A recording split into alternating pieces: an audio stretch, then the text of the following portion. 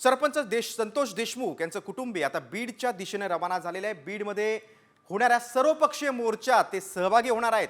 संतोष देशमुख यांच्या प्रतिमेचं दर्शन घेऊन कुटुंबीय बीडच्या दिशेने रवाना झालेले आहे। आज बीडमध्ये सर्वपक्षीय मोर्चा आहे। काल लातूर तालुक्याला रेणापूरमध्ये सकल मराठा समाजाचा आक्रोश मोर्चा होता, तर आज बीडमध्ये मूक मोर्चा काढला जाणार आहे, सर्वपक्षीय असणार आहे। मराठा आंदोलक मनोज जरांगे पाटील, त्यानंतर बीड जिल्ह्यातील आमदार संदीप क्षीरसागर असतील किंवा भाजपचे आमदार सुरेश धस असतील, हे देखील सहभागी होणार आहेत अशी माहिती समोर आलेली आहे। छत्रपती संभाजीराजे देखील सहभागी होणार आहेत। ते जे पोलीस आहेत ते बघून घेतील त्यांचा वेळ कसा लागतोय, पण वेळ लागतोय हे सगळ्यांनाच माहिती आहे आणि हे वेळ न लागता तुम्ही लवकरात लवकर आरोपींना अटक करा आणि माझ्या वडिलांना न्याय मिळेल। सगळे भावनावर नाही का, माझे सगळे भाऊ न्याय मिळवून देतील, मला विश्वास आहे सगळ्यांवर।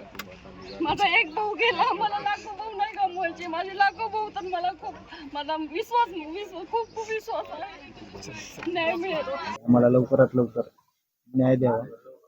आमच्या कुटुंबासोबत जे अन्याय झालाय, जे आमचे कुटुंब पीडित झाले, जे क्रूरपणे माझ्या भावाला संपवलंय, त्या सर्व आरोपीला फाशीची शिक्षा द्यावी। मसाजोगमधील देशमुख कुटुंबाच्या सदस्यांची प्रतिक्रिया आपण पाहिली। आता हा मूक मोर्चा कसा असणार आहे आपण ते पाहूया। बघा, डॉक्टर बाबासाहेब आंबेडकर चौक इथून या मोर्चाला सुरुवात होईल, नंतर सुभाष रोड, जालना रोड अशा मार्गाने हा मोर्चा पुढे जाणार आहे।